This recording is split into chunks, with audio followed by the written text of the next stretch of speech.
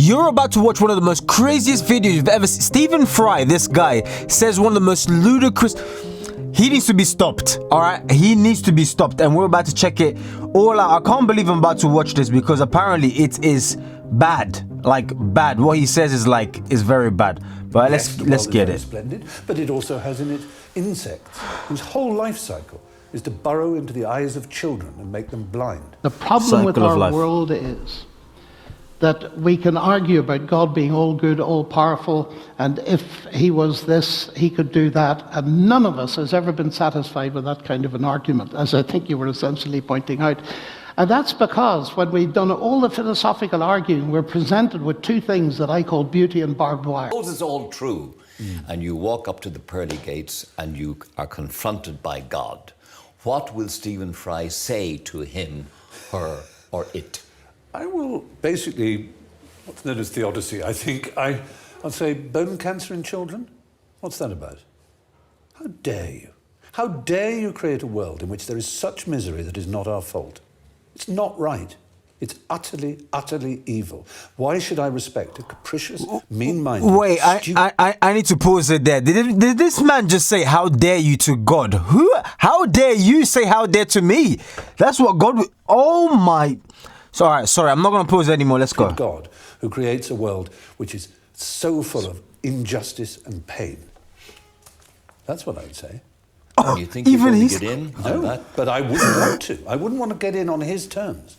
They're wrong. Now, if I died and it was Pluto, Hades, and if it was the 12 Greek gods, then I would have more truck with it, because the Greeks they didn't pretend not to be human in their appetites.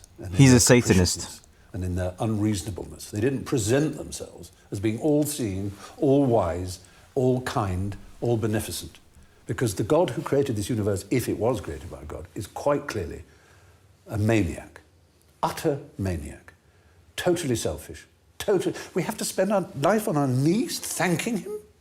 What kind of God would do that? Yes, the world is very splendid, but it also has in it insects whose whole life cycle is to burrow into the eyes of children and make them blind. They eat outwards from the eyes. Why? Why did you do that to us? You could easily have made a creation in which that didn't exist. Not acceptable. So, atheism is not just about not believing there's a God, but on the assumption that there is one. What kind of God is he? It's perfectly apparent that he is monstrous. Utterly monstrous, and deserves no respect whatsoever. The moment you banish him, your life becomes simpler, purer, cleaner, more worth living, in my opinion. That sure is the longest answer to that question that I ever got in this entire series. In the world, I find these days, and it's very interesting, even this week, I've been asked to speak on the problem of evil twice out of 4. Because I find that people are hurting, they're looking for answers, and they find their friends suffering either with a natural catastrophe like a brain tumor, or they're raped, or they're abused in some way, and they're desperately trying to come to terms with it. I find it a very hard problem. It's the hardest problem I face, and I do not think atheism solves it, except in a fairly trivial way. It says, well, that's just how the world is. But you see, what atheism doesn't do is it doesn't remove the pain and the suffering. And I'm faced very often with people who've just been given a few weeks to live or months to live. And they want answers. They want to put this into a big picture, and I can understand that. And if I didn't feel there was any way into this question, I wouldn't sit here for a millisecond. I wouldn't sit here for a millisecond. Because my heart really goes out to people who are on the rough end of suffering. And the problem with our world is that we can argue about God being all good, all powerful, and if he was this, he could do that, and none of us has ever been satisfied with that kind of an argument, as I think you were essentially pointing out. And that's because when we've done all the philosophical arguing, we're presented with two things that I call beauty and barbed wire. We're presented with a mixed world and a mixed picture. And we have to try to make sense of it.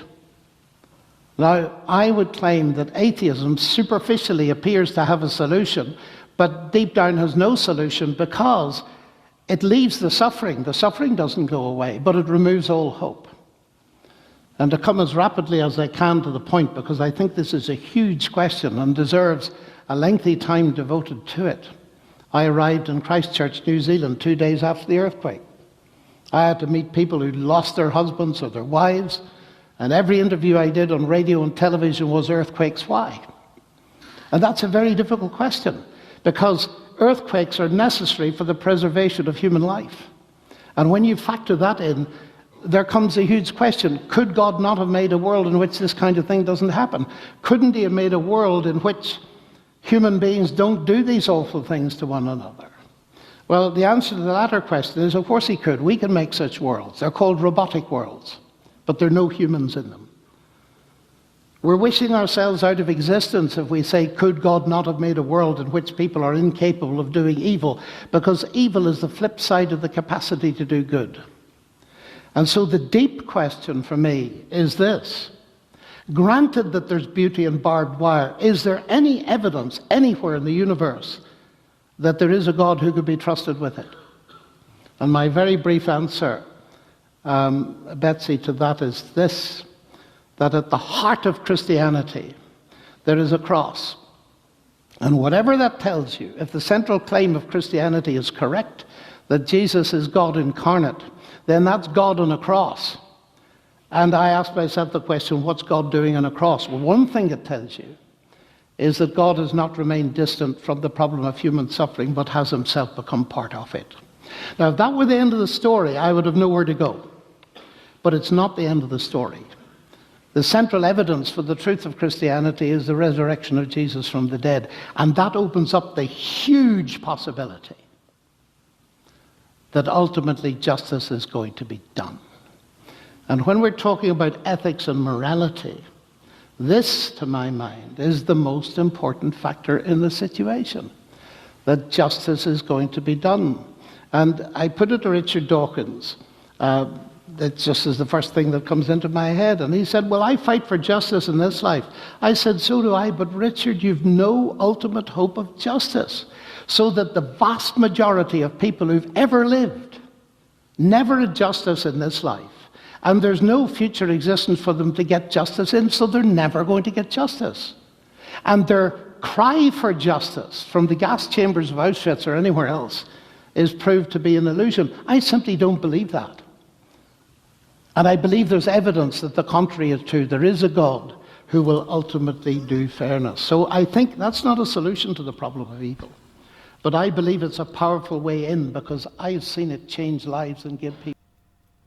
Guys, look, I'm gonna say this, okay? This has to be, thank you to my subscriber for suggesting this. This has to be one of the most craziest videos I have ever watched. It's probably gonna get crazier in the future because you guys in the comment section is getting heated and all of this stuff. But how could you even risk, as someone who's thinking, you think to yourself, wait, let me preserve or roll my tongue 7 times over, as it says in the Bible, because what if I'm wrong? That is actually what you call intelligence. Intelligence is being able to process new data or data, new information, and then seeing, okay, well, does this complement, do I need to tweak? You need to be nimble, you need to be flexible. Only the flexible, the nimble survive in this world. So you're not actually wise by you saying that, because what if you are wrong? And in this case, we know you're wrong, but let's just say, what if you're wrong? You're not leaving any room. It's like an individual who burns bridges. It's like, why burn a bridge? What if you need to walk backwards? Like, what if you need to actually go back from where you just came from? You're finished. It's silly to say everything that he just said. Stephen Fry, I would say, how dare you? So wait, so you're telling me, as a human being who doesn't understand where they came from or where they're going, so you actually don't know where you came from. You can say all of these things, but Stephen Fry, you do not know where you came from. You have no memory of you being in your mother's womb or wherever it was we came from as humans. So you don't know where you came from. You don't know where you're going. Think about the words I'm saying. So therefore, you're finite. That's already scary in and of itself. So if I don't know where it came from, I don't know where I'm going, is there a possibility, because I didn't know where it came from, I could also be going somewhere, but just because I don't know where I'm going doesn't mean it doesn't exist. Just because the baby doesn't believe the mom exists doesn't mean the mother doesn't exist. The baby inside the mother's womb. Oh, I don't believe in parents. I don't believe in mommy or daddy. It doesn't mean they don't exist.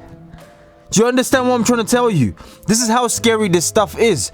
So for you to sit there, it's actually ignorant. As someone who's intelligent, it's actually ignorant for you to not even leave room for errors, for margins. We call it margins. Okay. When architects are designing a building, they think, okay, well, what if a tsunami was to happen? What if this? What if that? You leave room. Okay, well, if in case of an emergency, we need to make spare doors. How about we just have another spare doors just in case the spare doors are trapped? Wisdom. That wasn't wise, my friend. I don't care if you're this or I'm an atheist. I believe in purgatory. I don't believe in heaven. No problem. It's a lose-lose situation anyways, being an atheist, because if I die, there's no heaven. I end up where the atheists end up. If I die, there is a heaven. They don't end up where I end up. It's make it make sense. It's a lose-lose. So if you're right, we are all right. If you're wrong, you are only wrong, we're right. So we are right either way. It's a win-win for us.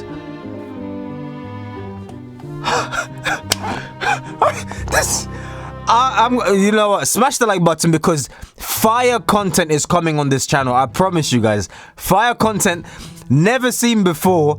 Never checked out before. Like, yeah, I don't want to say too much, but God bless you all of the subscribers. We're growing like this.